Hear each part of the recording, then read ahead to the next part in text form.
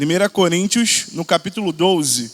Esse vai ser o texto que nós vamos usar como base para a nossa pregação, para a nossa mensagem. E aí, após nós lermos, eu vou pedir que você mantenha a sua Bíblia aberta, por favor, porque a gente vai voltar nele. Nós vamos ler do versículo 12 até o versículo 27. 1 Coríntios, capítulo 12, nós vamos ler do versículo 12 até o versículo 27. Eu leio na versão NAA. Diz assim, ó. Porque assim como o corpo é um e tem muitos membros, e todos os membros, mesmo sendo muitos, constituem um só corpo, assim também é com respeito a Cristo. Pois em um só Espírito, todos nós fomos batizados em um só corpo, quer judeus, quer gregos, quer escravos, quer livres. E a todos nós foi dado beber de um só Espírito, porque também o corpo não é um só membro, mas muitos. Se o pé disser, porque não sou mão, não sou do corpo, nem por isso deixa de ser do corpo. Se o ouvido disser, porque não sou olho, não sou do corpo, nem por isso deixa de ser do corpo. Se todo o corpo fosse olho, onde estaria o ouvido? Se todo ele fosse ouvido, onde estaria o olfato? Mas Deus dispôs os membros, colocando cada um deles no corpo, como Ele quis.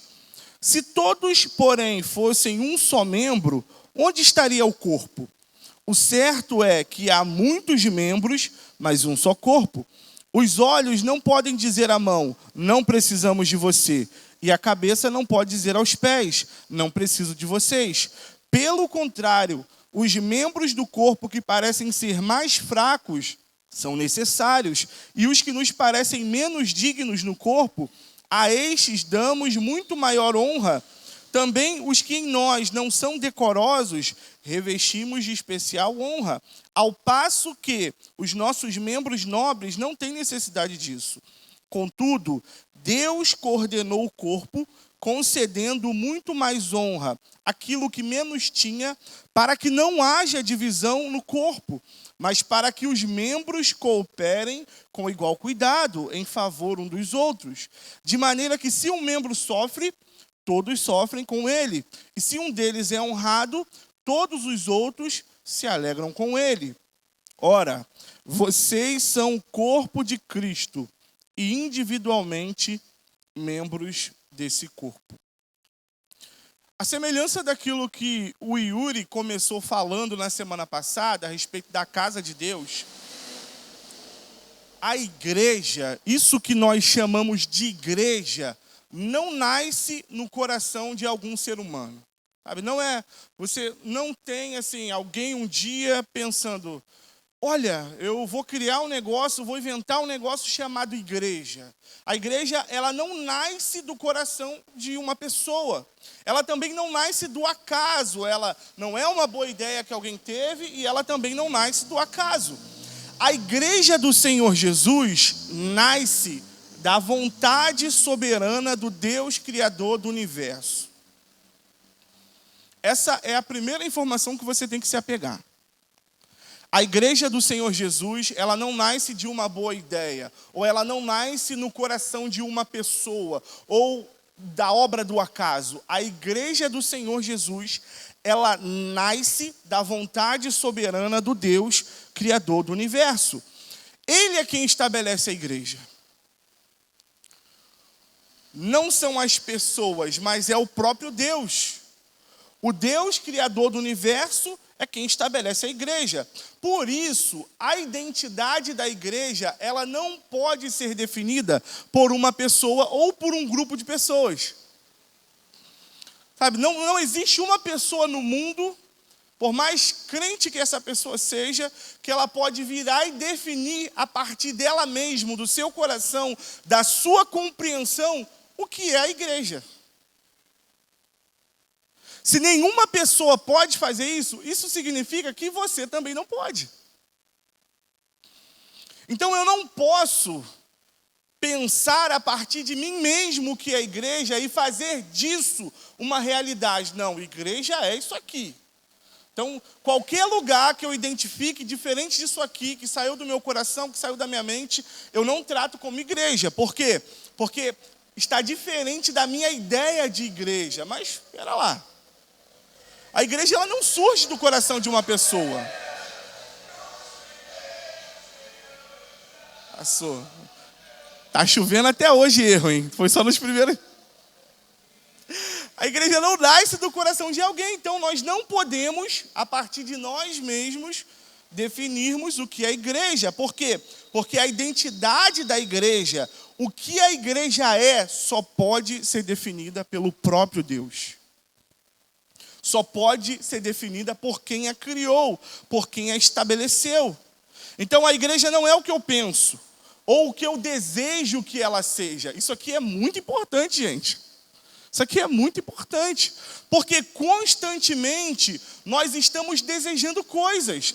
E, às vezes, quando você faz um juízo de valor, pode ser até uma coisa boa. Você pode olhar para a igreja e espelhar na igreja um desejo muito bom que nasce do seu coração. Mas isso não faz da igreja isso que você está desejando, por melhor que isso seja. A igreja não pode ser definida pelo meu desejo. Sabe, olha, eu desejo que a igreja ela seja uma família, uma grande família de pais, que a gente almoce todo domingo, que a gente jante todo domingo. Isso pode ser muito bom. Mas se essa definição não vem do coração de quem criou a igreja, essa é uma definição falsa, por mais bonita que ela seja. Por melhor que ela seja. Então, não existe capacidade em nós de definirmos o que é a igreja. E mais do que isso, a igreja não é aquilo que os cristãos têm a capacidade de demonstrar a respeito do que ela é. Por quê? Porque você é cristão, nós fomos alcançados por Deus.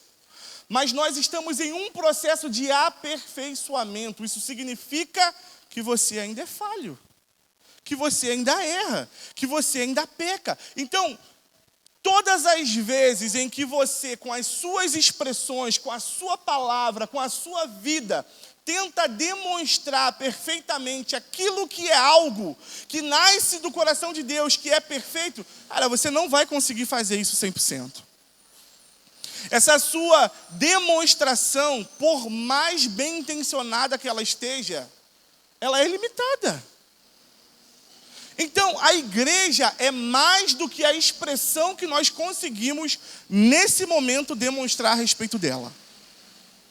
Por quê? Porque ela nasce do coração de Deus. Ela é estabelecida pelo próprio Deus. A igreja do Senhor Jesus é o que o Senhor Jesus diz que ela é. Por isso, ao considerarmos o que é a igreja, a sua identidade e propósito, a gente precisa olhar para as Escrituras Sagradas. A gente precisa olhar para a Bíblia. A gente precisa olhar para aquilo que a palavra de Deus diz para nós sobre o que é a igreja. Esse é o exercício que nós estamos fazendo nessa série.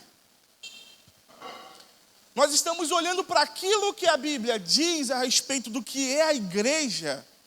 Estamos considerando aquilo que a palavra de Deus diz a respeito do que é a igreja, não só para que você saiba, mas para que você se engaje com essa realidade de construção.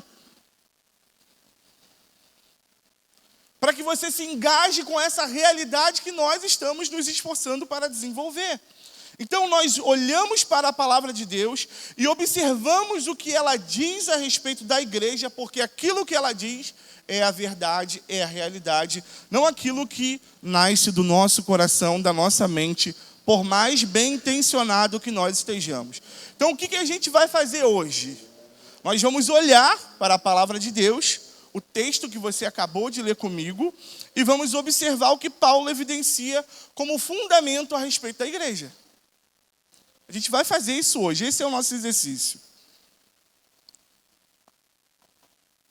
Antes da gente tratar propriamente do texto, deixa eu contextualizar você a respeito da epístola aos Coríntios.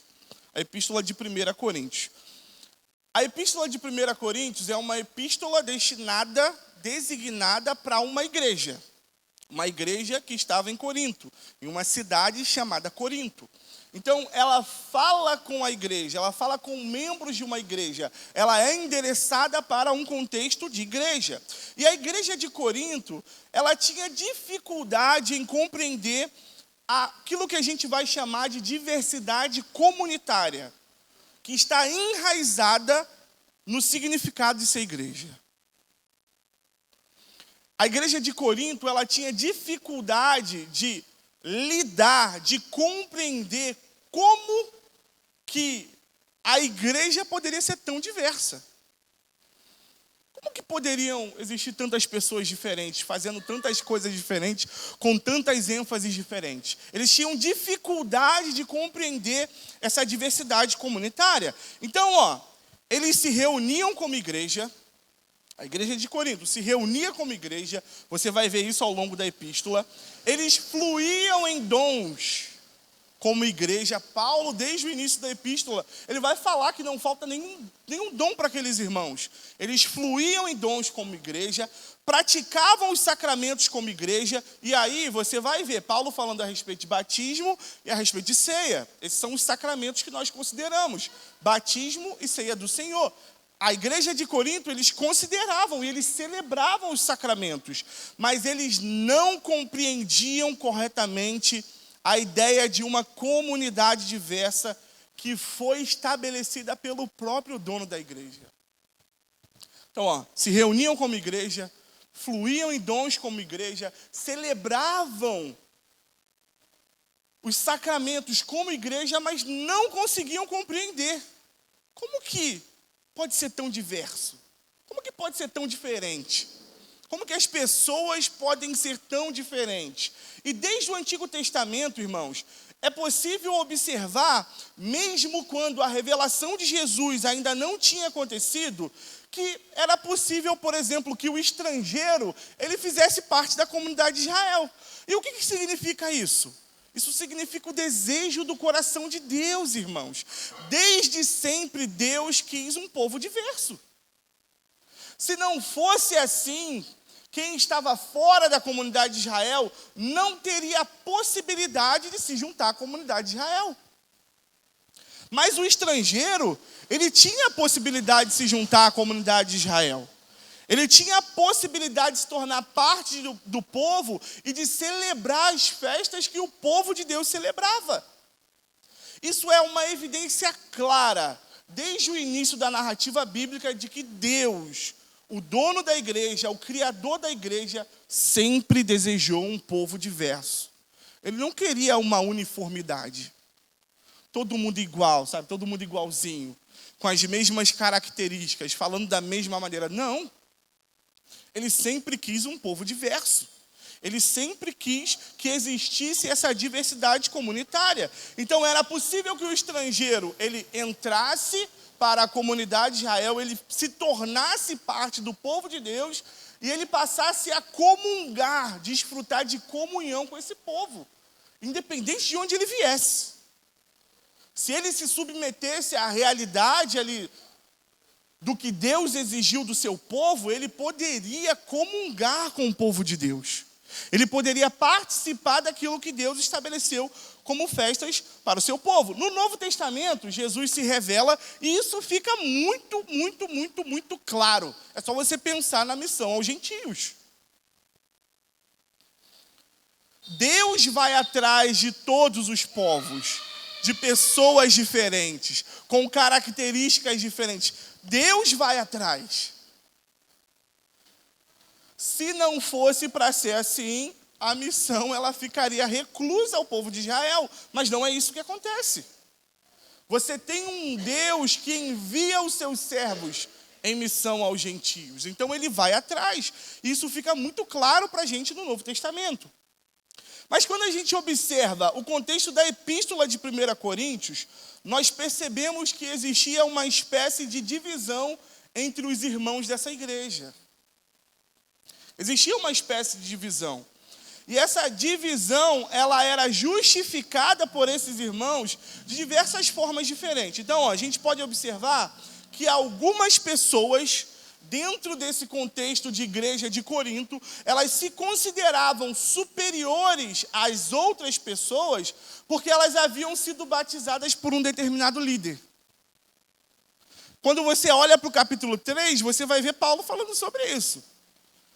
Então, assim, se eu estivesse lá na igreja de Corinto e eu tivesse sido batizado por um líder muito famoso, muito proeminente, então eu me considerava superior a quem tivesse sido batizado por um líder mais humilde. Eu me considerava superior, porque o líder mais proeminente foi quem me batizou. Então era mais ou menos assim. Essa era uma das categorias que eram estabelecidas. Então a pessoa que Paulo batizou, por exemplo, apesar de que Paulo vai dizer que ele mesmo não batizou ninguém, né? Mas vamos usar um exemplo. A pessoa que Paulo batizou, que era um líder muito proeminente, ela se considerava superior a todas as outras pessoas. Isso era usado para categorizar os irmãos. E muito provavelmente a questão da diversidade dos dons espirituais também eram utilizadas para esse tipo de categorização. Por quê? Porque no capítulo 12, Paulo está falando exatamente disso.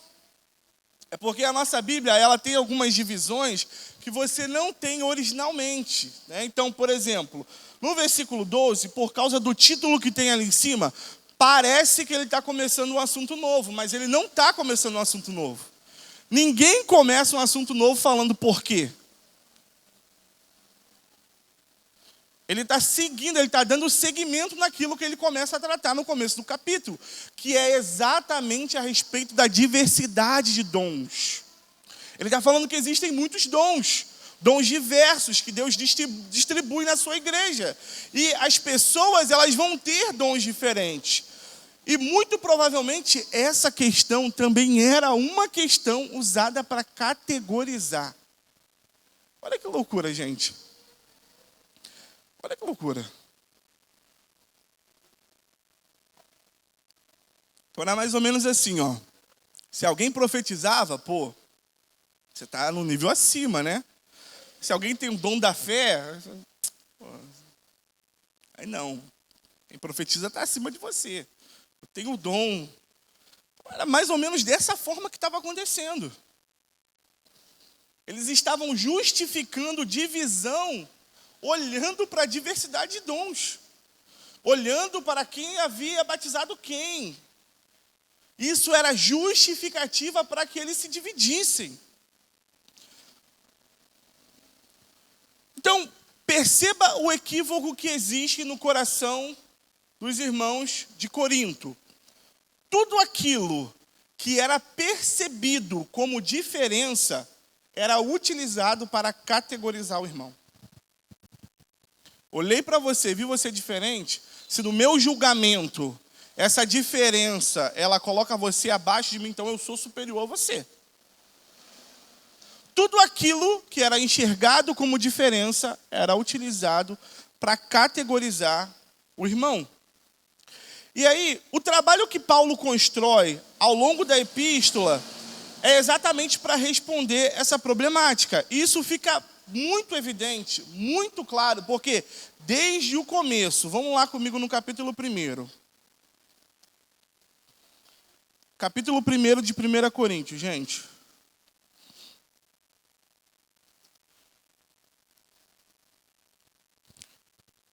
É para você perceber como que Paulo combate essa ideia equivocada de divisão que existia nessa igreja. Olha só o que ele fala no versículo 10. 1 Coríntios, capítulo 1, versículo 10. Diz assim o texto, irmãos, pelo nome de nosso Senhor Jesus Cristo, não é nem por Paulo. Tá? Então, assim, ele está apelando ele mesmo, olha.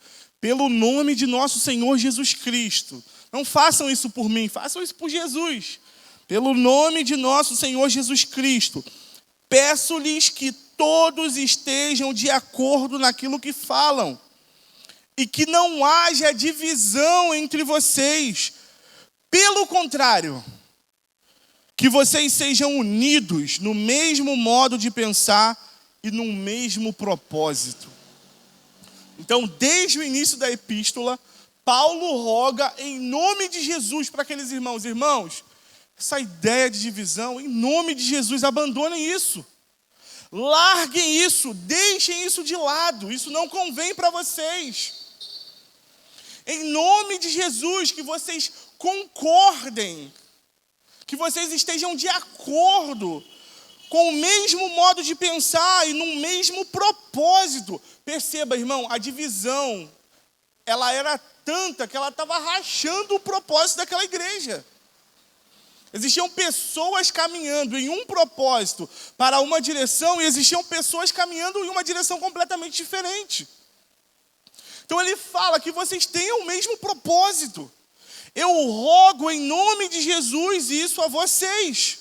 Então Paulo, como um líder da igreja do primeiro século, ele intervém na concepção equivocada dos irmãos de Corinto a respeito da divisão, a respeito da diversidade e de como eles estavam enxergando essa diversidade.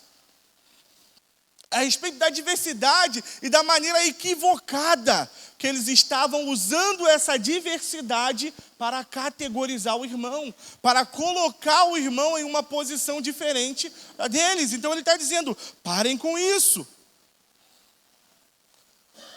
E por que isso é tão importante, irmãos?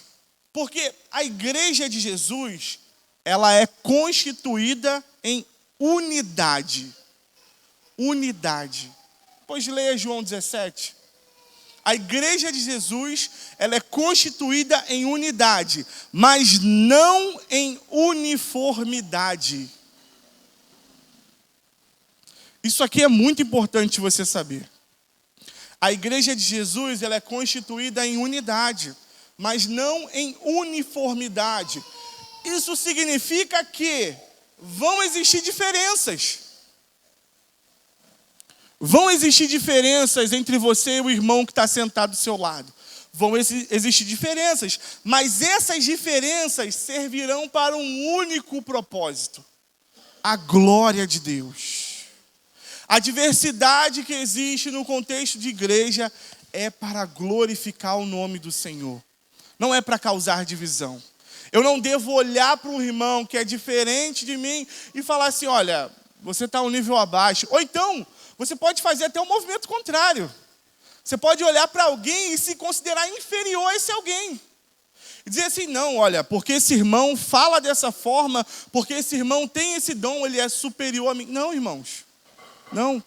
Em nome de Jesus, esse tipo de divisão não deve existir na igreja do Senhor Jesus. Porque a diversidade que existe na igreja do Senhor Jesus é para a glória de Deus, não para a divisão. É para a unidade, não para a uniformidade. Existe diferença. E aí eu quero que você volte agora comigo, lá no capítulo 12, porque a gente vai tratar o texto expositivamente. A gente vai considerar aquilo que ele está falando nesse texto a respeito dessa realidade de diversidade. E é muito interessante. Vamos lá, 1 Coríntios capítulo 12, a partir do versículo 12. Então, a partir do versículo 12, Paulo insere uma analogia, usando o corpo humano. Então, ele vai usar o corpo humano para poder ilustrar ou para poder demonstrar para aqueles irmãos como que deve ser o funcionamento da igreja, a partir dessa realidade de diversidade, para explicar para esses irmãos como funciona essa diversidade que eles estavam percebendo, mas que estavam tratando-a de maneira equivocada. Então, a dificuldade não era perceber a diversidade. A dificuldade era saber a forma correta de tratar essa diversidade. Então, esses irmãos estavam tratando de maneira equivocada. Então, tudo que ele constrói a partir desse versículo 12 está em tom de analogia em relação à realidade que Cristo propõe para a sua igreja. Tudo que Paulo constrói a partir do versículo 12, aqui do capítulo 12 de 1 Coríntios, está em analogia para poder evidenciar aquilo que Jesus propõe a respeito da igreja. E aí vamos ler, versículo 12, Porque assim como o corpo é um e tem muitos membros, E todos os membros, mesmo sendo muitos, constituem um só corpo, assim também é com respeito a Cristo. Então, é como se ele dissesse para aqueles irmãos assim, olha, vocês estão com essa dificuldade de enxergar essa diversidade, como ela tem que funcionar, então vocês vão fazer o seguinte, olhem para um corpo humano. Olhem para um corpo humano. Então, vocês enxergam muitas partes, vocês enxergam muitos membros, partes diferentes, de tamanhos diferentes, com funções diferentes. Mas, mesmo assim, ainda é um corpo. Ainda é um corpo. É como se ele dissesse, olhe para o corpo humano. Então, primeiro ponto que a gente pode tomar nota, anotar a respeito da igreja, a partir desse texto aqui de 1 Coríntios capítulo 12. Assim como um corpo humano, a igreja é diversa, mas é uma. Assim como um corpo humano, a igreja é diversa, mas é uma igreja. Apesar de existir diversidade, precisa existir unidade. Não é porque nós temos muitos membros diferentes que nós temos diversos corpos. São muitos membros diferentes, mas é um único corpo. Então existe unidade. Versículo 13, vamos ler o versículo 13, olha só o que ele diz. Pois em um só Espírito, todos nós fomos batizados em um só corpo, quer judeus, quer gregos, quer escravos, quer livres, e a todos nós foi dado de beber de um só Espírito. Perceba que no versículo 13, Paulo responde contradizendo aquilo que até então estava sendo utilizado como argumento para divisão, a questão do batismo. Você vê que ele retoma o assunto do batismo que ele insere lá no capítulo 3. E ele está falando assim, olha, se vocês estão pensando que o fato de terem sido batizados por pessoas diferentes, isso coloca vocês em posição diferente, ou em vantagem ou desvantagem em relação a algum irmão, vocês estão completamente enganados. Por quê? Apesar de terem sido pessoas diferentes que batizaram vocês, todos nós fomos batizados em um só Espírito. Em um só Espírito. Não interessa se foram pessoas diferentes que batizaram vocês, porque essas pessoas batizaram vocês em um só Espírito. Então, ele já joga por terra o argumento que estava sendo utilizado, ou melhor, um dos argumentos que estavam sendo utilizados para a divisão, ou para se considerar superior ao outro irmão. Olha, eu fui batizado por tal fulano. Não interessa quem batizou você, porque você, o irmão fulano, o irmão ciclano, todos foram batizados em um só Espírito. Em um só Espírito. Então, segundo ponto que nós podemos tomar nota. Todos estão em pé de igualdade na igreja. Todos os membros estão em pé de igualdade na igreja. Porque todos nós fomos batizados em um só Espírito. Todos nós fomos chamados pelo mesmo Senhor, pelo Senhor Jesus Cristo.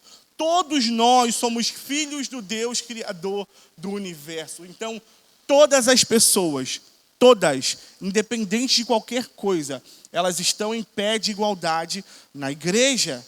Não existe argumento para que ninguém se sinta superior ao outro. Não existe, irmão. Não existe. Ah, mas eu nunca peguei o microfone para falar. Não interessa. Você é igual a qualquer outra pessoa aqui. Você está em pé de igualdade a qualquer outra pessoa aqui. Por quê? Você foi chamado pelo mesmo Cristo. O mesmo Cristo chamou você. O mesmo Espírito converteu o seu coração. E você foi batizado por esse mesmo Espírito. Esse único Espírito. O Espírito de Deus. Então, todos estão em pé de igualdade. Do versículo 14 ao 17, Paulo passa a abordar a questão da diversidade, e aí seguindo a sua analogia, olhando para o corpo. Vamos ler, 14 ao 17. Acompanhe na sua Bíblia, por favor. Porque também o corpo não é um só membro, mas muitos. Se o pé disser, porque não sou mão, não sou do corpo, nem por isso deixa de ser do corpo. Se o ouvido disser, porque não sou olho, não sou do corpo, nem por isso deixa de ser do corpo. Se todo o corpo fosse olho, onde estaria o ouvido? Se todo ele fosse ouvido, onde estaria o olfato? O que ele está estabelecendo aqui?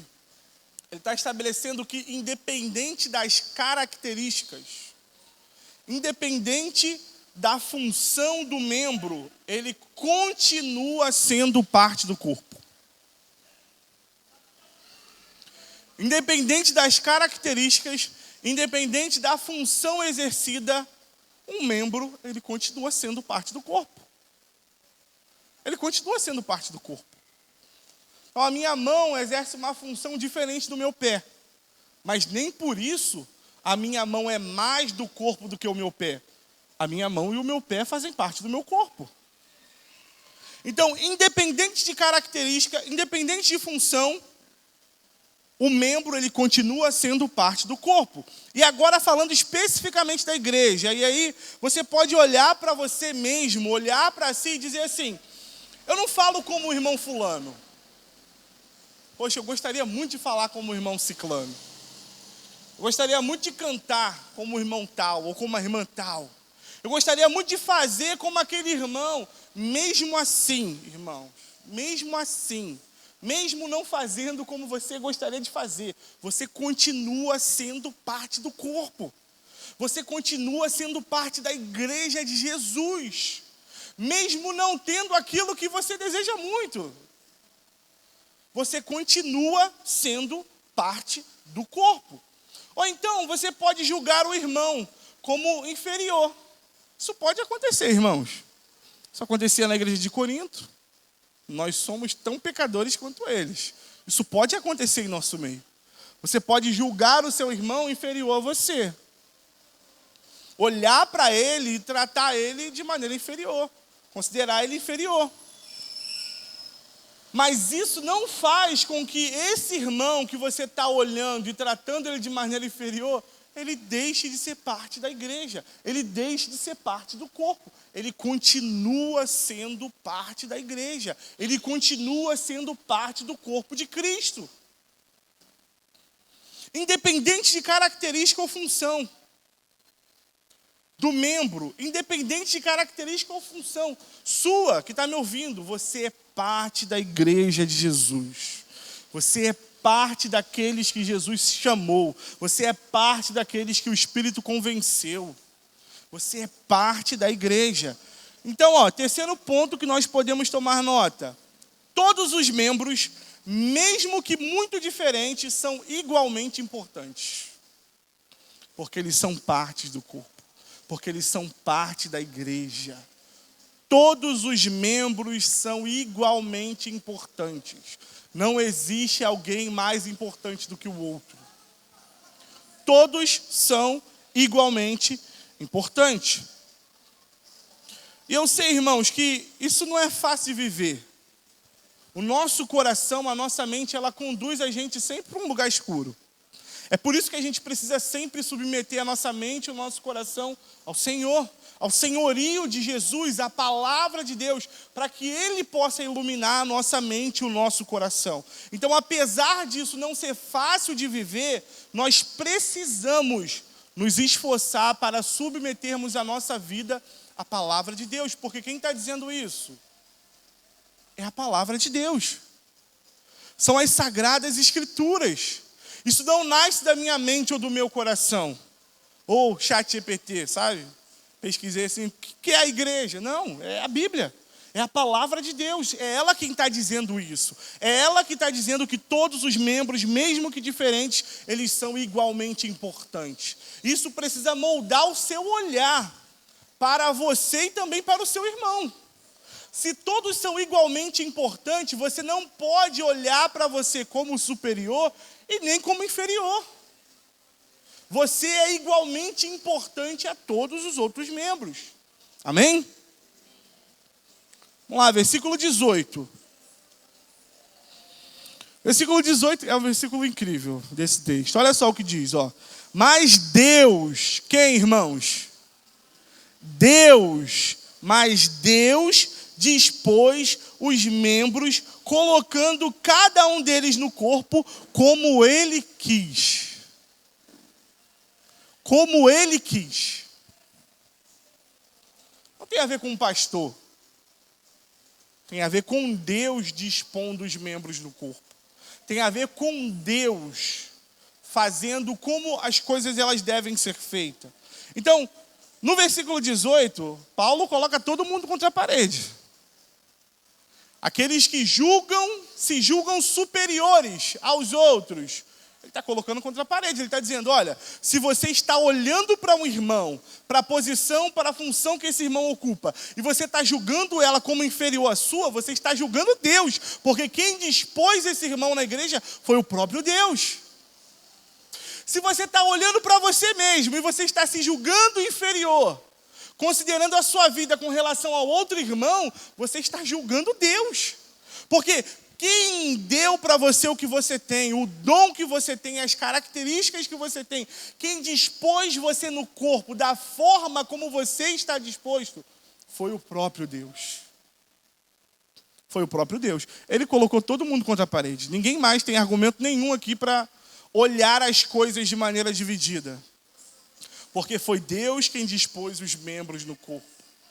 Foi Deus. Ele deixa claro isso. Quem dispõe na igreja essa diversidade que vocês estão conseguindo enxergar é o próprio dono da igreja.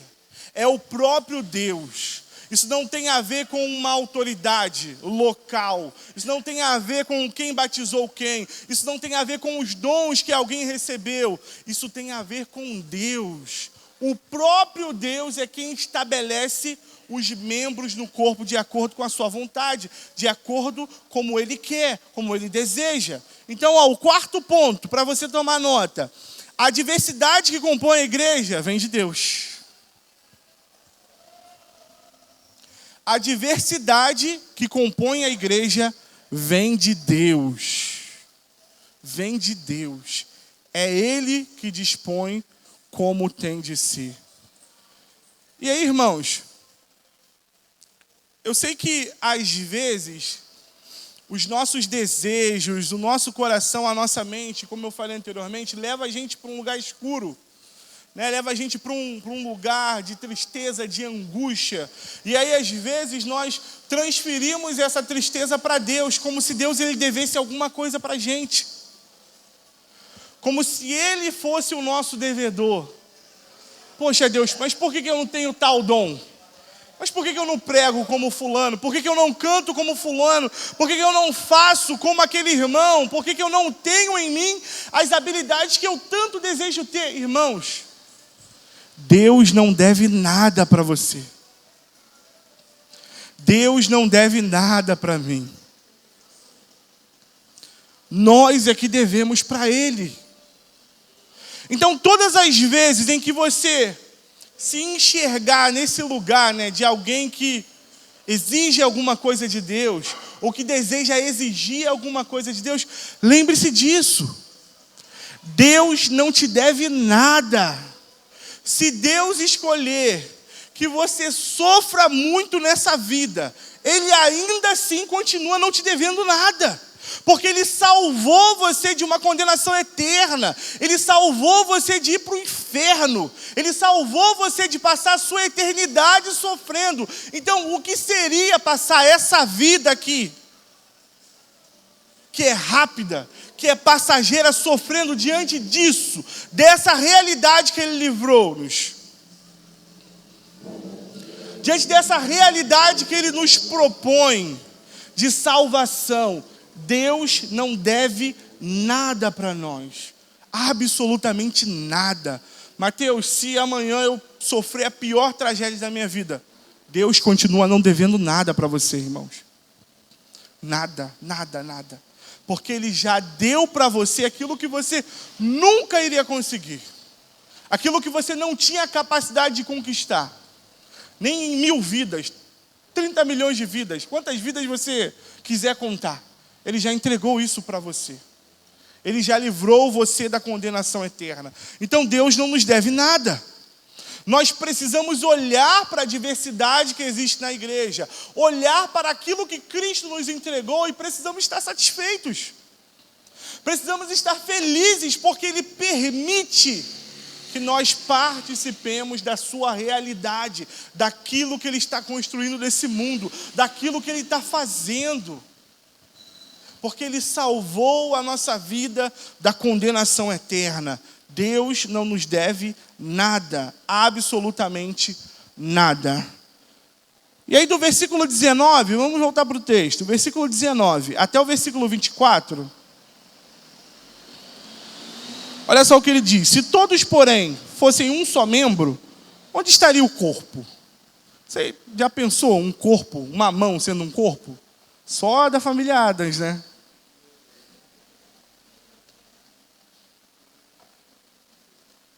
Só da família Adams. Mas ali é uma obra de ficção. Já imaginou uma perna sendo um corpo? Não. Uma perna é uma parte de um corpo. Uma perna não é um corpo. E é isso que ele está falando para esses irmãos aqui. Se todos, porém, fossem um só membro, onde estaria o corpo? Não existiria corpo. O certo é que há muitos membros, mas um só corpo. Os olhos não podem dizer à mão, não precisamos de você. E a cabeça não pode dizer aos pés, não preciso de vocês. Pelo contrário, os membros do corpo que parecem mais fracos são necessários, e os que nos parecem menos dignos no corpo, a este damos muito maior honra. Também os que em nós não são decorosos, revestimos de especial honra, ao passo que os nossos membros nobres não têm necessidade disso. Contudo, Deus coordenou o corpo, concedendo muito mais honra àquilo que menos tinha. Somente até aí. Paulo ressalta, nesse trecho, do 19 ao 24, a completude e a harmonia que existe na junção de muitos membros, formando um corpo. Ele está dizendo, olha como é harmônica essa diversidade de membros em um só corpo. Olha como é tudo perfeito. Você precisa pegar alguma coisa, você tem a sua mão para pegar. A coisa está alta, né? Você estica o seu braço, você alcança para pegar. Alguns, né, tem que subir em algum lugar. Né, Fabiana? Brincando. Então, assim, é tudo muito harmônico, é tudo muito completo, é tudo muito perfeito. Apesar de diverso. E é isso que ele está ressaltando para os irmãos. Ele está dizendo, olha, é tudo muito diverso, mas é tudo muito perfeito. Então, na pergunta que ele faz no versículo 19, ele está dizendo que é exatamente a diversidade que compõe o corpo, que faz do corpo ser corpo. É como se ele dissesse para os irmãos, olha, irmãos, é exatamente por causa da diversidade que faz da igreja ser igreja. Seguindo a lógica, a analogia que ele está fazendo, ele está afirmando isso para os irmãos. Olha, existe essa diversidade, e essa diversidade faz com que tudo seja completo e harmônico. Se não existisse essa diversidade, não existiria corpo. Se não existisse essa diversidade, não existiria igreja. E mais para frente você vai entender por quê. Então ele está dizendo que se existisse uma uniformidade, não seria corpo, mas porque existe diversidade, existe corpo. E ele também ressalta a importância que todos os membros possuem para a composição de um corpo. E aí é muito interessante porque ele vai falar de membros que talvez a gente não trate com tanta importância, né? Uma vez eu vi uma pessoa falando sobre o dedo, né, sobre a mão. Foi engraçado porque ele ia cortar alguma coisa com uma ferramenta, né? Uma maquita, eu não lembro o que era exatamente agora. E aí uma pessoa virou para ele e falou assim, cara, cuidado para você não cortar o seu dedo, você não se machucar. Ele virou e falou assim, se cortar um não tem problema não, porque eu tenho 10, vai ficar 9, não tem problema. Assim, ele tratou, obviamente que era uma brincadeira, né? Ninguém quer cortar o seu dedo, mas ele tratou como se um dedo ele não fosse tão importante assim. E às vezes a gente olha para o contexto da igreja e a gente pode ter esse tipo de julgamento, mas o dedo continua sendo parte do corpo. O dedo, que você talvez não considere tão importante assim como esse rapaz, ele continua sendo membro do corpo. Então, quinto ponto para você anotar. Só existe corpo porque existe diversidade de membros. Só existe igreja porque existe diversidade de pessoas. Diversidade de pessoas. Versículo 25. O versículo 25, irmãos, é o versículo chave para você compreender o que ele está construindo. O versículo mais importante do texto que você leu é o versículo 25. Ele diz assim, para quê? É como se ele estivesse dando o motivo, dando a razão para tudo aquilo que ele está construindo a respeito dessa diversidade comunitária. É como se ele dissesse assim, olha, esse aqui é o real motivo, esse aqui é o grande motivo, esse aqui é o grande objetivo, para que não haja divisão no corpo, mas para que os membros cooperem com igual cuidado em favor uns dos outros. Para que não haja divisão no corpo. Ele está dizendo, olha, o objetivo dessa diversidade, a semelhança de um corpo humano, não é a divisão. Porque se o objetivo da diversidade fosse a divisão, a semelhança do corpo humano, então a gente tinha que cortar todos os nossos membros. Mas não é assim que funciona no nosso corpo. Muito pelo contrário. O nosso corpo, ele está todo interligado. Os nossos membros estão todos interligados, compondo o nosso corpo. E ele está dizendo, olha, o grande objetivo dessa diversidade, a semelhança de um corpo humano, não é a divisão. O objetivo dessa diversidade é a cooperação entre os membros, entre os irmãos. O objetivo dessa diversidade que você consegue enxergar dentro da igreja, olha, um profetiza, o outro tem o dom da fé, o outro ora em línguas, o outro faz milagres. O objetivo dessa diversidade não é categorizar alguém. O objetivo dessa diversidade é a cooperação entre os irmãos. Então funciona assim, eu profetizo, você não profetiza, eu completo o que falta em você. Você tem o dom da fé, eu não tenho o dom da fé, você completa o que falta em mim. E dessa forma, interligado como num corpo humano, todos os membros, todos os irmãos conectados fazem da igreja o corpo de Cristo. Fazem da igreja essa realidade visível, palpável do que Deus está construindo em cada um de nós. Para cada um de nós, Deus entregou algo. E na nossa vida em comunhão, no nosso relacionamento, na nossa vida em diversidade comunitária, nós completamos aquilo que falta uns nos outros. E nós somos edificados a partir dessa diversidade que vem da mão do Senhor, que vem da mão de Deus. Então, quando você olha para alguém que profetiza, você não tem que se considerar inferior àquela pessoa. Você olha para ela e você dá graças a Deus pela vida dela. Porque tem nela aquilo que não tem em você, e tem em você aquilo que não tem nela, mas juntos nós cooperamos, nós colaboramos para a edificação uns dos outros. Então o objetivo não é a divisão, o objetivo é a cooperação entre os membros. Na unidade e diversidade estabelecida por Deus dentro da igreja, todos os membros possuem tudo o que eles precisam. Todo mundo tem tudo. Por conta daquilo que Deus fez, por conta dessa obra, desse trabalho de entregar a cada um algo diferente, todo mundo tem tudo, irmão. No seio da igreja, na realidade da igreja, na realidade de vida e comunhão da igreja, todo mundo tem tudo. Todo mundo tem tudo. Todo mundo está servido. Por quê? Porque Deus dispôs essa realidade de diversidade. Um membro não possui tudo que é necessário. Um membro, um único membro. Eu não tenho em mim tudo o que eu preciso para a vida cristã. Não tenho. Você individualmente não tem em você tudo o que você precisa, tudo o que é necessário para a vida cristã. Mas um corpo possui tudo o que é necessário para a vida cristã. Você precisa do seu irmão. Você não pode olhar para ele com um ar de superioridade ou com um ar de inferioridade. Não. Não é essa a realidade proposta por Deus. Então, sexto ponto.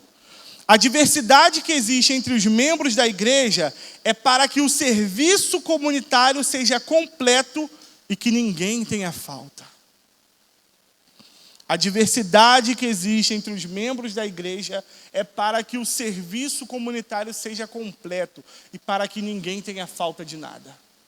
Para que ninguém tenha falta de nada.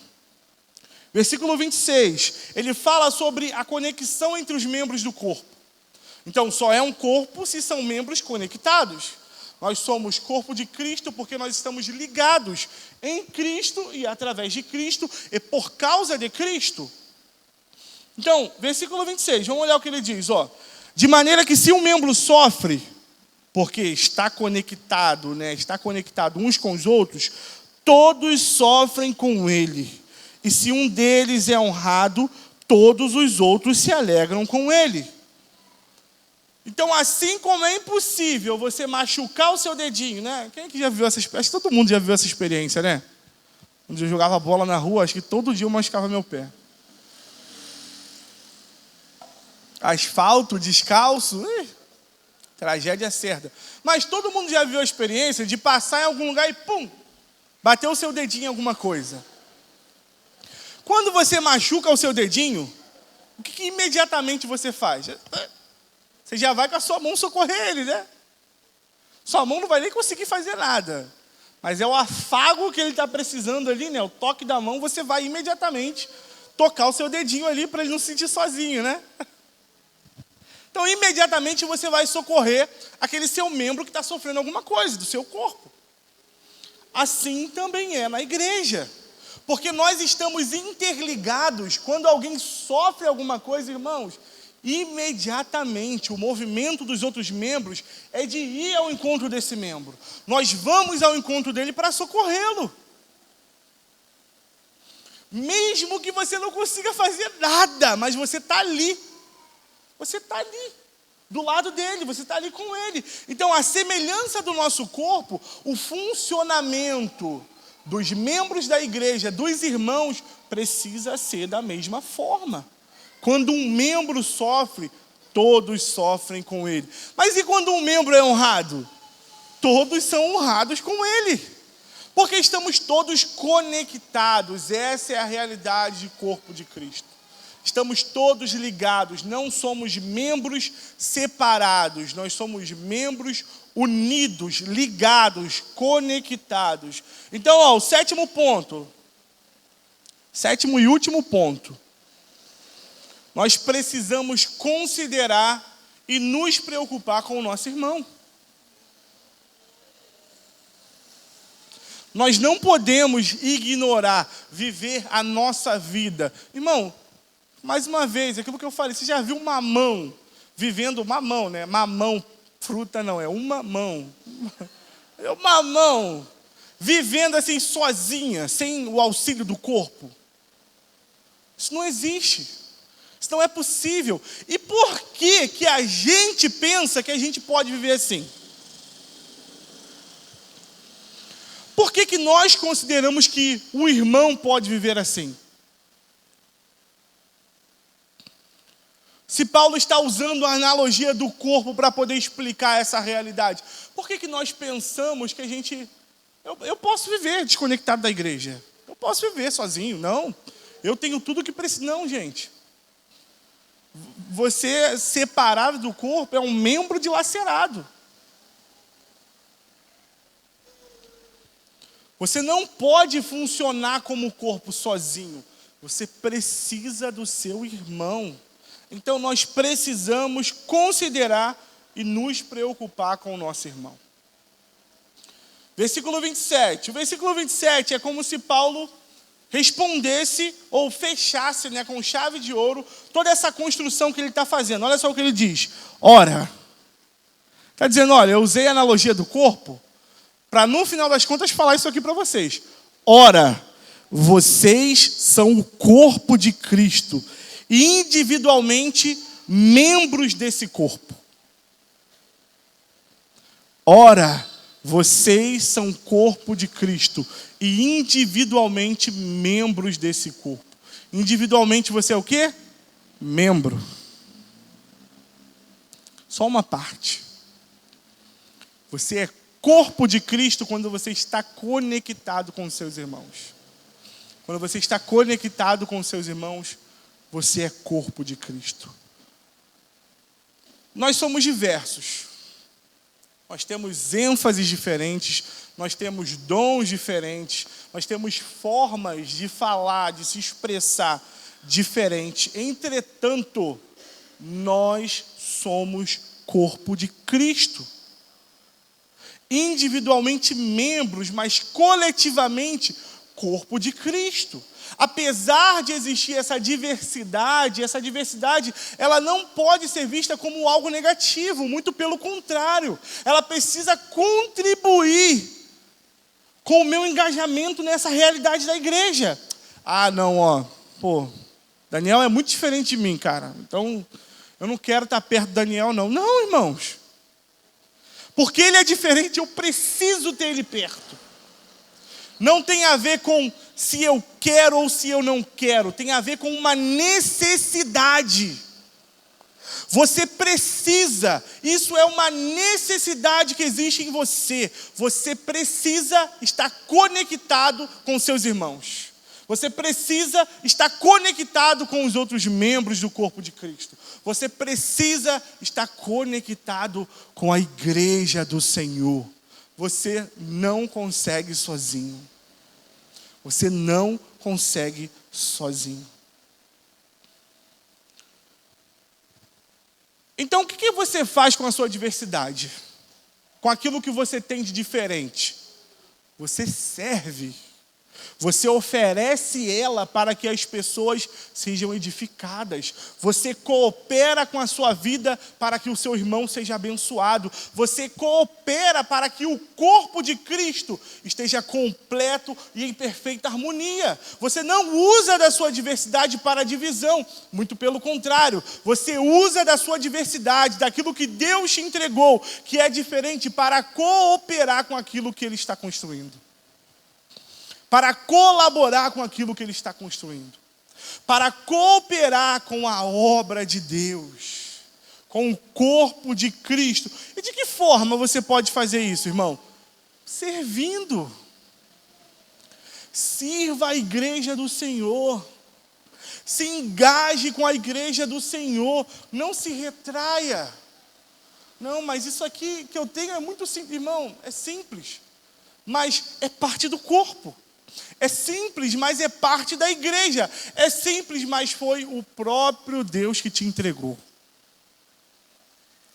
Todas as vezes que você se retrai, se esconde, você guarda para você aquilo que Deus te entregou, ao invés de cooperar, você está indo contra a obra de Deus. Você está indo contra a obra de Deus. Por isso, se engaje, irmãos. Se envolva. Se envolva com a realidade da igreja. Se envolva com essa diversidade que existe, que é muito real. Não tente moldar as pessoas ou moldar a si mesmo. Muito pelo contrário, coopere para a unidade, não para a uniformidade. Se envolva com a igreja do Senhor. Ame a Jesus. E ame a igreja de Jesus. Amém?